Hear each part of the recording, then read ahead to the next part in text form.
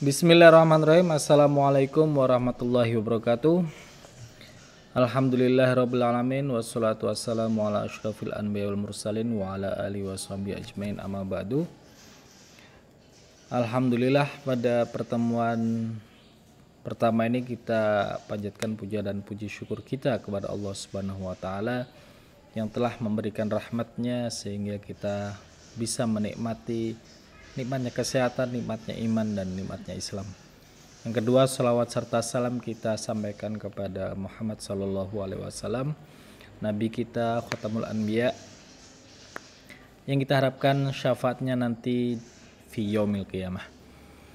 Oke, pada pertemuan kali ini kita akan membahas tentang apa sih Al-Quran itu dan apa yang menjadi ciri khas dari Al-Quran tersebut. Oke, sebelum kita lanjut boleh ditekan tombol subscribe-nya dulu. Jangan lupa like dan komen. Oke, kita akan lanjut di dalam kitab Al-Quran. Kita akan mengelaborasi apa yang disebut dengan Al-Quran tersebut. Jadi kalau definisi yang kita temui dalam kitabnya Dr. Yusuf Al-Qaradawi, kitab Al-Quran yaitu An-Naw Kitabullahi Ta'ala alladzi yatammanu kalimatuhu ila khatimi rasulihi wa anbiya'ihi Muhammad. Jadi kitab yang Kitabullah itu merupakan kitabnya Allah yang kalimatnya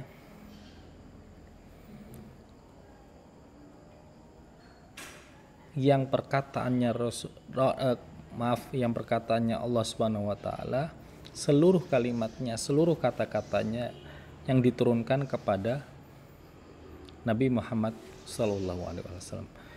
Jadi itu adalah merupakan kitab ilahi yang disampaikan kepada Nabi Muhammad untuk disampaikan kepada seluruh umat manusia di muka bumi. Kenapa? Karena rahmatnya Allah itu rahmatan lil alamin. Dan juga Oke, mulai lagi. Jadi Al-Quran itu merupakan petunjuk dan masdarnya atau sumbernya itu 100% dari Allah Subhanahu wa taala yang disampaikan melalui malaikat Jibril, melalui turun wahyu. Dan wahyu yang diturunkan kepada Allah melalui malaikat Jibril itu berangsur-angsur, tidak sekaligus. Bisa melalui mimpi ataupun bisa melalui malaikat Jibril yang menyamar sebagai manusia, bisa juga ketika datang itu melalui mimpinya seperti bunyi lonceng yang sangat keras, dan itu sempat dikeluhkan oleh Nabi Muhammad karena sangat berat sekali untuk menerima wahyu. Jadi turunnya wahyu kepada Nabi Muhammad secara berangsur-angsur ini memiliki hikmah, diantaranya yaitu diturunkannya secara munajiman atau berangsur-angsur ini untuk memudahkan Nabi Muhammad dalam menghafal dan juga mencerna isi di dalam wahyu tersebut, serta juga memudahkan bagi Nabiullah untuk mengaplikasikannya dan juga menerapkannya dalam kehidupan sehari-hari. Oleh karena itu, ketika Rasulullah mempraktekkan ini dalam kehidupan sehari-hari, itu sangat menyatu dalam jiwanya. Tidak seperti halnya kita yang belajar satu buku lalu kita tidak bisa mempraktekkan menguasainya saja kita akan kesulitan, apalagi mempraktekannya mi'ah fin mi'ah 100%. Sedangkan bagi Rasulullah itu bukan sesuatu yang mustahil ketika beliau mempraktekannya sehari-hari. Kenapa kok bisa? Karena dia sesuai dengan permasalahan yang dihadapi. Jadi ketika ada suatu permasalahan yang dihadapi, Rasulullah ini meminta pertolongan kepada Allah untuk memecahkan permasalahan tersebut. Oleh karena itu langsung melekat di di sanubarinya, oh seperti ini cara menyelesaikannya. Ada juga suatu ketika beliau ditanya oleh orang Yahudi ataupun Nasrani. Jadi ketika mereka tidak mempercayai Rasulullah dan mereka ingin bertanya mengenai sesuatu yang mustahil untuk beliau jawab, Rasulullah meminta pertolongan kepada Allah untuk memberikan jawaban terhadap kaum Nasrani maupun kaum Yahudi pada waktu itu. Jadi mempunyai rasa senang, mempunyai rasa sedih, dan ketika mengalami tahun kesedihan ataupun ketika merasakan beratnya perjuangan dakwah, Allah menurunkan ayat-ayat yang menghibur.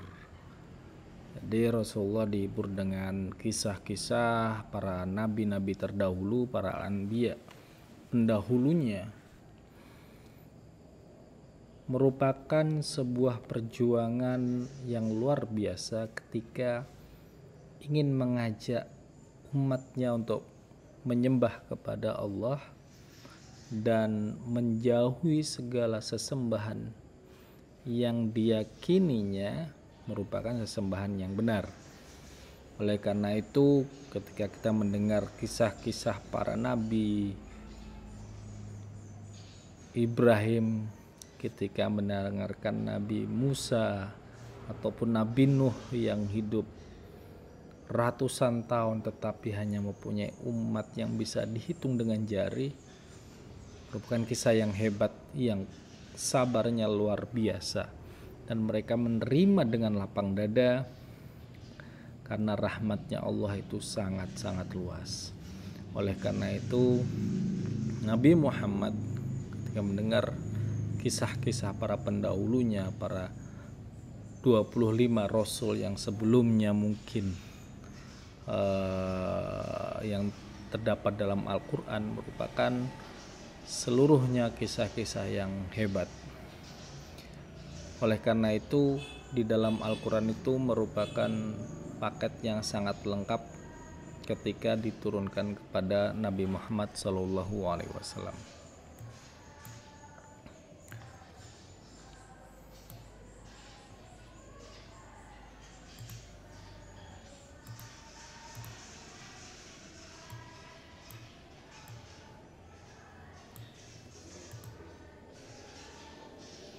Oke, kita lanjutkan.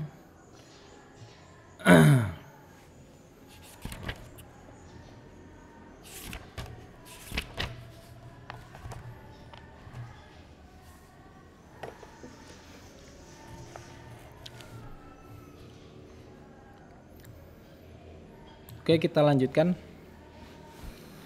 Di antara ciri-ciri dari kitab Al-Quran atau kitab suci Al-Quran yaitu kitabun mahfud atau yang disebut dengan kitab yang sangat terjaga keasliannya semenjak diturunkannya pertama kali oleh malaikat Jibril kepada Nabi Muhammad hingga hari ini, hingga lebih dari 1400 tahun ya, 14 abad yang lalu, itu masih diyakini oleh seluruh umat muslim bahwasanya ini terjaga keasliannya.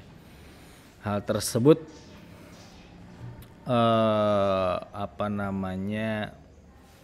berbeda dengan kitab-kitab pendahulunya.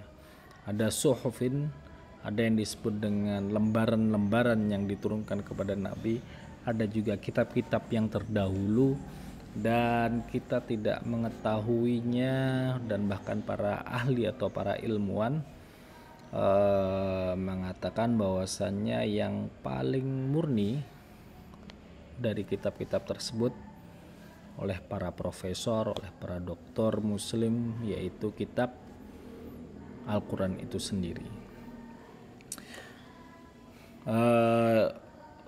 Di antaranya yang ditantang oleh Allah yaitu para di antaranya yaitu yang di dalam surat Al-Hajar ayat 9, Allah bersabda, inna nahnu nazzalna dzikra wa inna lahu lahafidun, bahwasannya kami menurunkan nazzalna adzikra, maksudnya itu Al-Quran, dan kami akan selalu menjaganya. Di sini disebutkan di ayat lain juga, wa innahu lakitabun azizun la ya'tihil batilu min baini yadayhi wala min khalfi tanzilun min hakimin hamid. Surat Al-Fussilat ayat 41 dan ayat 42.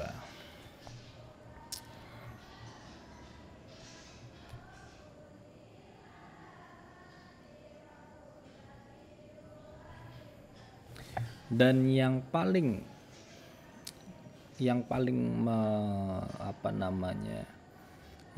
membanggakan dari Al-Quran itu sendiri adalah Al-Quran tidak hanya dihafal oleh para muslim, tetapi non muslim juga beberapa ada yang hafal sebagian surat. Nah, ini sungguh dan mereka pun juga bisa membaca bahkan mempelajari Al-Quran. Al-Quran itu muyassar, mudah untuk dihafalkan.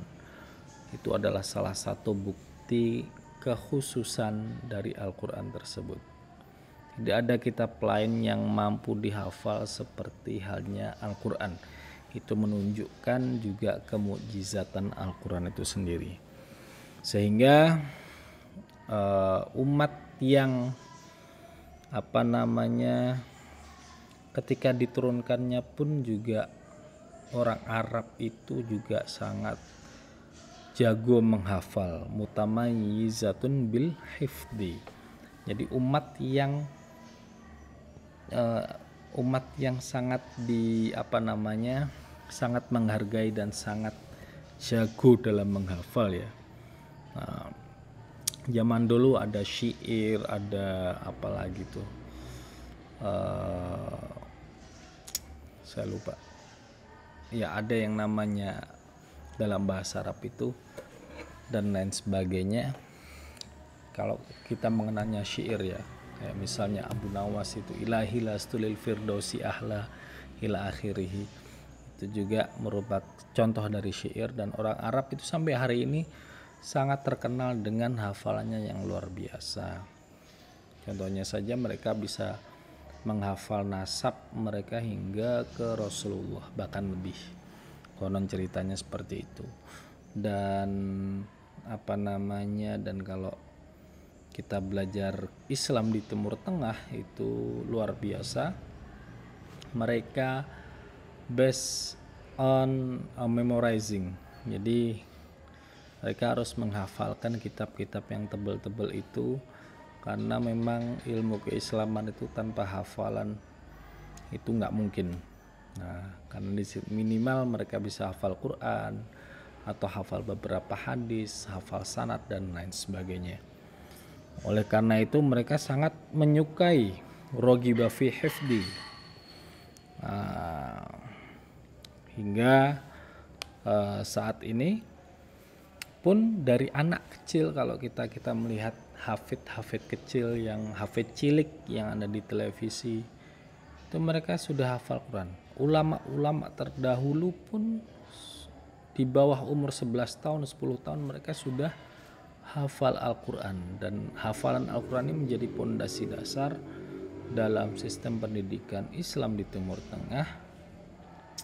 Mereka harus menghafal Al-Quran terlebih dahulu sebelum mereka atau bahkan sambil belajar ilmu alat atau menghafalkan ilmu-ilmu bahasa Arab. Nah, meskipun mereka berbahasa Arab juga, tapi mereka juga harus mempelajari struktur, mempelajari kaidah bahasa Arab yang baik dan yang benar.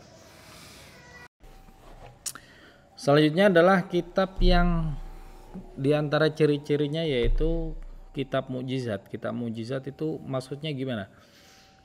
Kitab mukjizat yaitu satu-satunya, tidak ada yang mirip seperti halnya kitab suci Al-Quran itu sendiri, dan tidak ada yang bisa menandingi, menyamai maupun sekedar mirip lah, seperti halnya HP zaman sekarang yang satu dengan yang lainnya sangat mirip sekali, sedangkan Al-Quran itu tidak ada yang bisa menyamai. Mirip pun enggak ya, ataupun hanya satu bait, satu surat, ataupun satu ayat, bahkan tidak ada yang bisa menandingi dari Al-Quran itu sendiri. Dan Allah pun, yang kedua, sebelum kita membahas tentang tantangan tersebut, yang kedua adalah mampu menjawab atau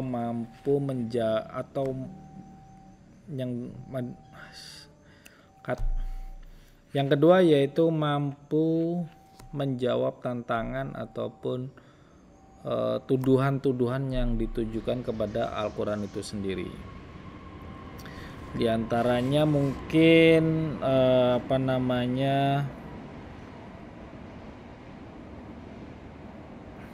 di antaranya yaitu menjawab tuduhan bahwasannya itu adalah kalam Muhammad atau perkataan Nabi Muhammad. Tetapi Musailamah al-Kadzab mencoba membuat surat yang mirip dengan Al-Quran, toh ujung-ujungnya juga seperti halnya menyontek salah satu daripada surat dari Al-Quran tersebut. Itu di zaman sahabat. Kalau di zaman sekarang saya kurang tahu, mungkin ada beberapa yang mencoba untuk menandingi Al-Quran. Dan Allah pun sudah menantang sebelumnya di dalam di dalam Al-Quran sendiri, seperti halnya di surat Al-Baqarah, wa in kuntum fi raibim mimma nazzalna ala abdina fa'tu bi suratin min mithlihi wada'u syuhada'akum min dunillahi in kuntum shadiqin. Wa in kuntum fi raibin, apabila engkau memang benar-benar ragu tentang apa yang kami turunkan, bahwasanya Al-Quran itu adalah satu-satunya yang kalamullah ala abdina, atas Nabi Muhammad, fa'tu bisuratin min mithlihi, maka cobalah engkau bikin satu surat yang mirip dengan Al-Quran tersebut. Wadu syuhada'akum min dunillahi kuntum shadiqin, dan panggillah pembantu-pembantumu dari golongan manusia ataupun golongan yang lain kecuali Allah, jika kamu memang benar-benar mampu membuktikan kapasitasmu sebagai penanding. Fa in lam taf'alu wa lan taf'alu fattaqun nar. Fa in lam taf'alu wa lan taf'alu, kamu tidak akan bisa. Walan itu bermakna masa yang akan datang, dan tidak akan pernah sanggup di masa yang akan datang untuk melakukan hal tersebut. Maka seperti itulah tantangan Allah Subhanahu wa taala di dalam Al-Quran. Kalaupun misalnya yang bisa menandingi Al-Quran, dan Allah juga sudah berjanji bahwasannya dengan dihafalkannya oleh seluruh umat muslim di seluruh dunia, fisudur wala fisutur, maksudnya adalah di dalam hati mereka menghafalkan, tidak hanya sekedar tulisan. Kalau sekedar tulisan saja bisa berubah, tapi kalau di dalam hati mereka mengulang-ulang terus, mengajarkannya dan seterusnya, maka insya Allah tidak akan bisa berubah ila yaumil qiyamah, sampai hari kiamat mendatang.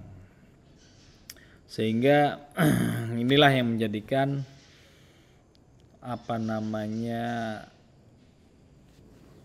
yang menjadikan Al-Quran itu merupakan kitab suci yang paling orisinil pada saat ini, dan insya Allah yang akan mendatang pun juga tidak akan bisa yang menandinginya.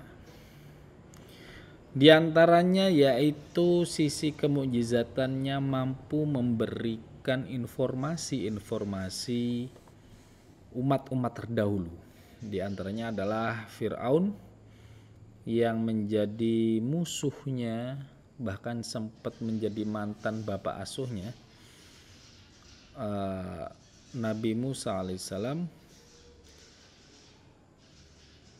yang konon diceritakan di sana adalah, jadi Fir'aun itu gelar raja, dan nama rajanya pun bervariasi, ada Ramses, ratunya ada yang disebut Cleopatra dan seterusnya yang kita kenal saat ini.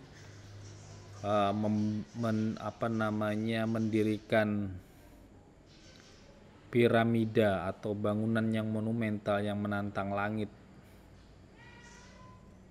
yang ingin menunjukkan kesombongannya dan menantang Allah dan menantang Tuhan yang tidak dipercayainya, dan memprakarsai diri atau mendeklarasikan dirinya bahwasanya dia Tuhan dengan mendirikan monumental itu. Toh akhirnya dikubur juga di dalam piramida tersebut. Piramida yang dalamnya itu sempat kita masuki di dalamnya, sangat pengap, lorongnya, tangganya juga agak curam, untuk banyak ruangan-ruangan ternyata di dalamnya.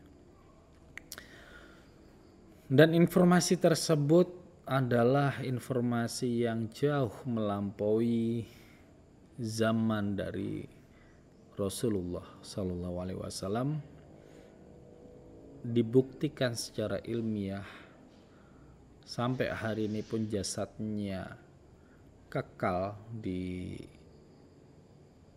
museum di kota Kairo. Kemarin sempat dipindahkan dengan arak-arakan, dengan tari-tarian dan lain sebagainya. Sampai hari ini kita bisa melihat jasadnya Fir'aun, dan itu menunjukkan bahwasannya Al-Quran betul-betul valid, menunjukkan cerita dan dibuktikan secara ilmiah, dan bisa kita saksikan sebagai orang awam pun bahwasannya Fir'aun itu betul-betul ada, jasadnya juga ditemukan. Dan sampai akhir ini pun banyak sekali penggalian-penggalian yang dilakukan di kota Kairo untuk meneliti apa yang terjadi dengan sejarahnya Fir'aun, atau sejarahnya banyak sekali kuil-kuil ataupun kerajaan-kerajaan, lorong-lorong di bawah tanah masih banyak yang belum diselidiki, dan masih banyak mumi-mumi yang belum ditemukan. Itu menunjukkan kekuatan dari Al-Quran.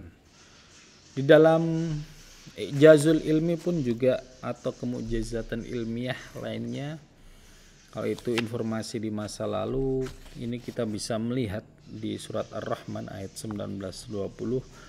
Marajal bahraini yaltaqiyan bainahuma barzakhun la yabghiyan. Merupakan marajal bahraini. Kita bisa melihat di informasi di YouTube maupun di sosial media, bahwasannya ada dua lautan yang saling berdempetan tetapi tidak bercampur airnya. Jadi dua lautan ini, dua air ini di lautan tidak bercampur airnya antara yang satu dengan yang lainnya, karena kadarnya memang sangat berbeda. Makanya di dalam Al-Quran marjal bahraini yaltaqiyan, ada dua bahrain atau bahr atau laut yang saling bertemu, dan bainahuma barzagul la yabghiyan, dan diantaranya itu terdapat dinding yang tidak saling bertemu. Dan Al-Quran dan mukjizat itu sebenarnya ada dua, yaitu hissiyah wal madiyah.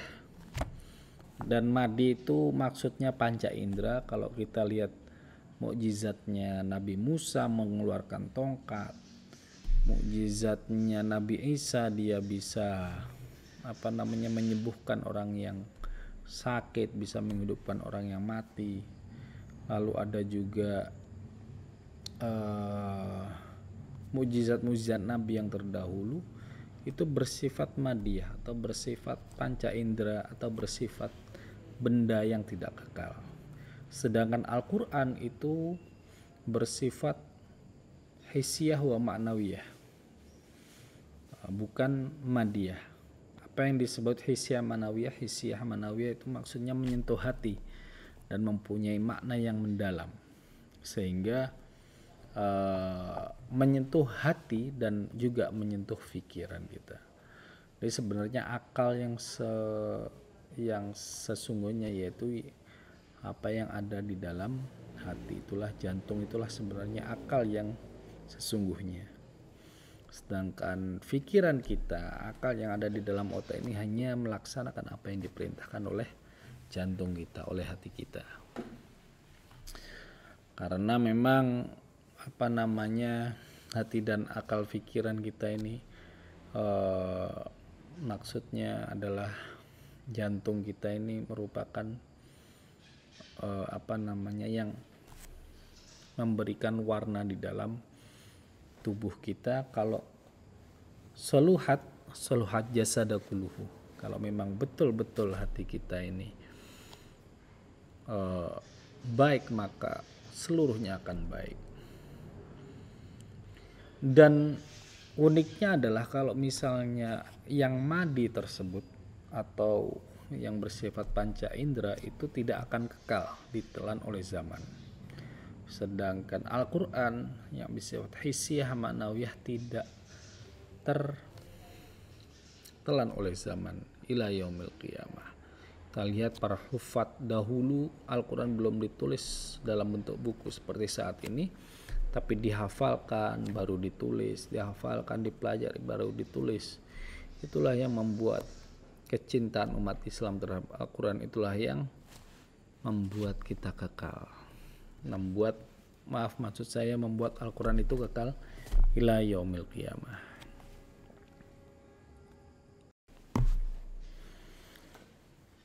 Oke, terdapat 3 fase dalam penurunan Al-Quran itu sendiri. Yang pertama adalah 3 tempat. Yang pertama adalah diturunkannya ke Lauhil Mahfuz oleh Allah secara seluruhnya ada di Lauhil Mahfuz. Lalu dari Lauhil Mahfuz kepada Sama'id dunia, lalu dari Sama'id dunia oleh malaikat Jibril diturunkan kepada Nabi Muhammad secara berangsur-angsur selama kurang lebih 23 tahun. Dan ini adalah pendapat yang populer yang sering kita dengar. Memang ada beberapa pendapat, ada 3 bahkan menurut Imam Suyuti, dan diantaranya juga tidak ada di Sama'id dunia mungkin. Kalau tidak salah dilangsung aja kepada Nabi Muhammad, tapi yang paling populer adalah yang tadi kita sebutkan. Jadi secara berangsur-angsur Nabi Muhammad mendapatkan wahyu dari malaikat Jibril selama 23 tahun, 13 tahun di Mekah kurang lebih, dan sisanya berada di Madinah. Karena kita mengenal, yang biasa kita kenal, yaitu terdapat 2 fase penurunan Al-Quran, yaitu ma qoblal hijrah wa ma ba'dal hijrah. Mekah itu sebagai awal dakwahnya Nabi Muhammad sebelum diperintahkan hijrah ke Madinah. Dan ayat-ayat yang kalau ini berkaitan dengan asbabun nuzul dan juga pembagian mahua makiyah, apa itu makiyah dan apa itu madaniyah, nanti kita akan bahas lebih dalam lagi di pertemuan yang selanjutnya. Oke, dan Mekah sendiri pun menjadi kota yang sangat kurang bersahabat bagi Nabi Muhammad, karena memang dakwahnya kepada para kaum musyrikin pada waktu itu karena sangat sulit untuk diterima. Ada dua sebenarnya masyarakat yang ada di dalam kota Makkah, ada yang Badui, ada juga yang maksudnya itu ada yang orangnya yang hidup secara nomaden dan ada juga yang hidup secara sudah berbudaya. Dia memang ada dua masyarakat yang berbeda. Yang nomaden ini hidup di sekitar kota Mekah, sedangkan yang sudah agak berbudaya ini mereka orang-orang yang ada di dalam kota Mekah itu sendiri. Jadi secara kultur ada dua memang masyarakat di sini, dan orang-orang yang di sekitar Mekah inilah yang lebih banyak kekufurannya karena memang kurang mengenal Tuhan. Sedangkan yang di dalam yang di dalam kota Mekah itu mereka juga agak terusik. Mereka sungguh terusik dengan orang-orang kaya yang tidak mau memperhatikan fakir miskin. Bahkan mereka konon ceritanya dikatakan mereka memberikan sesembahan kepada berhala dengan mengorbankan nyawa manusia. Oleh karena itulah Nabi menyeru agar jangan mengorbankan nyawa atas nama agama.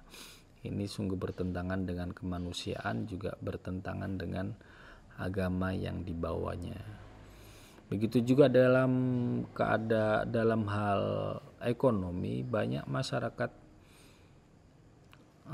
kaum musyrikin yang kaya di masyarakat Mekah pada waktu itu yang kurang memperhatikan fakir miskin, kurang memperhatikan orang-orang yang membutuhkan, orang yang kurang mampu. Oleh karena itu mereka mereka mempermasalahkan apa yang dibawa oleh Nabi Muhammad. Meskipun sebelumnya dia digelar oleh masyarakat sekitar sebagai Al-Amin, orang yang paling dipercaya, bahkan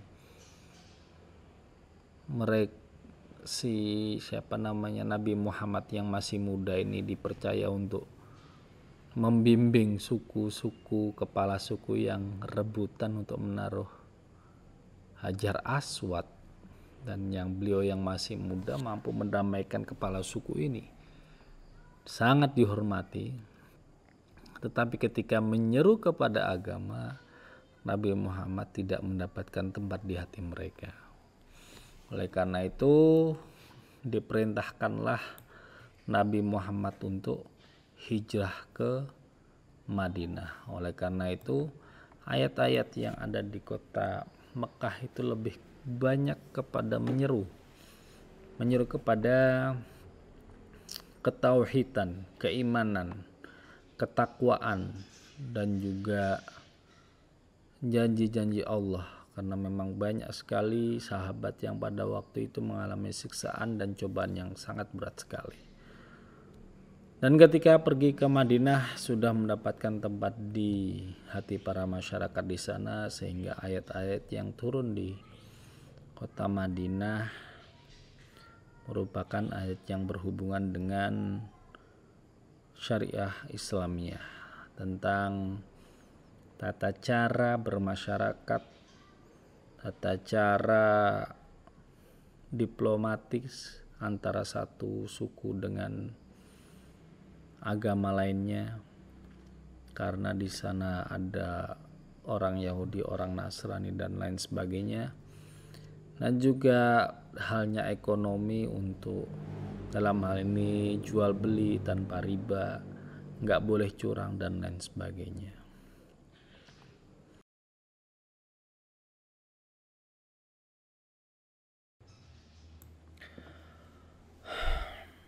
Baiklah, kita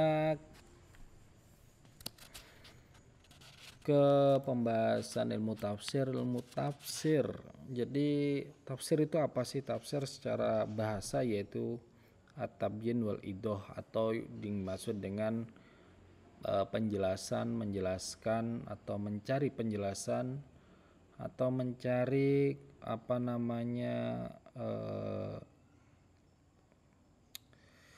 al-kashf al-mughatti, ya, mencari apa yang tertutup, jadi biar dibuka. Apa sih yang menutup hal tersebut? Secara bahasa adalah mencari yang dibuka. Namun secara istilah yaitu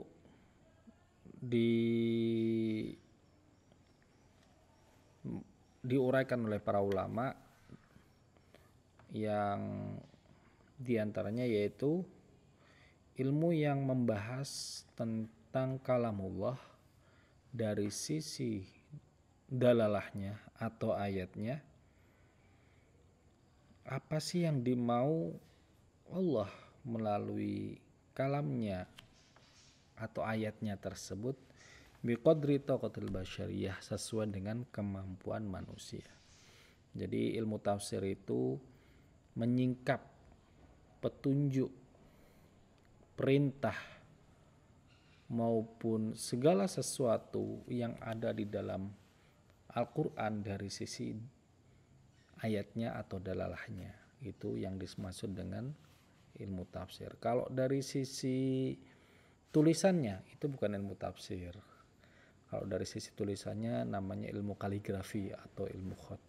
Kalau dari sisi bacaannya itu namanya bukan ilmu tafsir juga, tetapi ilmu qiraah atau ilmu tilawah, yang kita kenal dengan ada tilawah yang mutawatir, ada yang kurang mutawatir dan lain sebagainya. Tetapi Al-Quran tafsir ini membahas dari segi ayatnya, dalilnya, apa sih yang coba para ulama ungkap, apa sih yang perintah Allah ini yang dimaksud dari ayat ini. Nah, itulah yang disebut dengan ilmu tafsir. Lalu bagaimana dengan ilmu takwil? Sebagian besar ulama berpendapat bahwasanya tafsir wa takwil itu makna wahid atau sama maknanya, tidak ada bedanya. Tapi sebagian para ulama mengatakan bahwasannya tafsir itu lebih umum daripada at-ta'wil. Dan sebagian lagi mengatakan bahwasannya tafsir itu mempunyai makna yang banyak, sehingga dibutuhkan kecenderungan di antara makna yang tersebut, dan kecenderungan itulah yang disebut dengan ilmu at-ta'wil. Ada juga yang berpendapat bahwasannya tafsir itu adalah permukaan, sedangkan ta'wil itu apa ya dibalik dimaksud dari ayat tersebut. Seperti misalnya terdapat ayat al-yauma akmaltu lakum dinakum wa atmamtu alaikum nikmati wa raditu islam madina. Itu adalah ayat terakhir yang turun, kalau nggak salah itu di Arafah, atau ketika Nabi sedang melakukan ibadah, kalau nggak haji umroh yang terakhir. Dan turunlah ayat tersebut. Kalau kita lihat sekilas itu adalah para sahabat riang gembira karena ayat tersebut mencerminkan bahwasannya agama Islam telah sempurna, agama Islam telah menjadi satu paket yang sangat lengkap, dan menjadikan waraditu Islam Madinah, dan kami jadikan bahwasannya Islam itu menjadi agama yang diridhoi, dirahmati oleh Allah Subhanahu wa taala.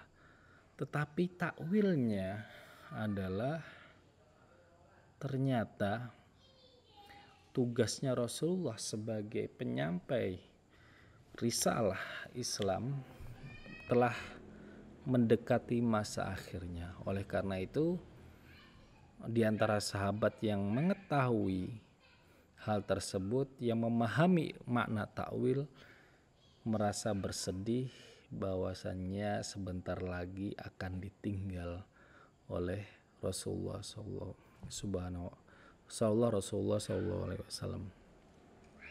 Oleh karena itu, itulah yang disebut dengan takwil. Di antaranya apa tabir atau apa maksud di belakang hal tersebut. Oleh karena itu, itulah perbedaan dan beberapa pendapat yang dimaksud dengan takwil. Lalu bagaimana dengan tarjamah? Apakah tarjamah itu merupakan tafsir? Nah, apakah sama dengan tafsir? Ternyata sebagian ulama juga berpendapat bahwasannya tarjamah itu juga merupakan ilmu tafsir, tetapi tafsir yang paling simpel, tafsir yang yang basit, yang tidak memerlukan, maksud kami yang tidak bertele-tele dalam pembahasannya. Tapi memang tarjamah dengan Al-Quran itu, menerjemahkan Al-Quran itu sungguh sangat sulit, dikarenakan tidak sepadan arti dalam bahasa Arab dengan bahasa yang lainnya. Karena memang budaya antara satu bangsa dengan bangsa lainnya berbeda, sehingga mempunyai makna yang berbeda pula. Oleh karena itu, mencari padanan arti yang setara itu tidaklah mudah dalam menerjemahkan Al-Quran. Lalu kenapa kita memerlukan ilmu tafsir tersebut? Kita memerlukan ilmu tafsir itu dikarenakan di antaranya ayat Al-Quran, yaitu wa nazzalna 'alaikal kitaba tibyanan likulli syai', surat An-Nahl ayat 89, dan kami turunkan alaikal kitab, kepadamu adalah Al-Quran, tibyanan likulli syai', menjadi tibyanan atau menjadi penjelas atas segala sesuatu. Oleh karena itu, di dalam Al-Quran itu ada yang disebut dengan usulul akidah atau intisari dari akidah. Ada juga kaedah-kaedah syariah, ada juga asasus suluk atau yang disebut dengan landasan-landasan dalam berakhlakul karimah, bermuamalah dan lain sebagainya. Dan juga membutuhkan di situ terdapat manahij atau kerangka dalam berpikir dan juga beramal. Tetapi semua hal itu tentu saja tidak bisa dipahami secara langsung, maka diperlukan yang namanya penjelasan, dan yang bisa menjelaskan dan mampu menjelaskan Al-Quran tersebut tentulah orang-orang yang berilmu sangat mendalam, yaitu para mufassir yang kita sebut dengan para ahli tafsir tentunya. Dan para ahli tafsir ini merupakan orang-orang yang sudah matang dalam keilmuan, baik dari sisi bahasa, sisi tauhid, fikih dan lain sebagainya. Imam Suyuti bahkan mengatakan harus mempunyai 12 keilmuan minimal untuk bisa menjadi mufassir.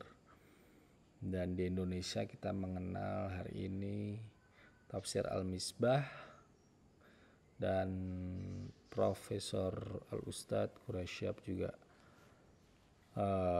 masih masih bisa menafsirkan melalui lisan beliau, alhamdulillah, dan kita doakan semoga beliau sehat-sehat selalu. Oke, baiklah, saya pikir materi kita untuk saat ini kita sudah cukupkan. Syukron, sampai jumpa, bertemu kembali. Assalamualaikum warahmatullahi wabarakatuh.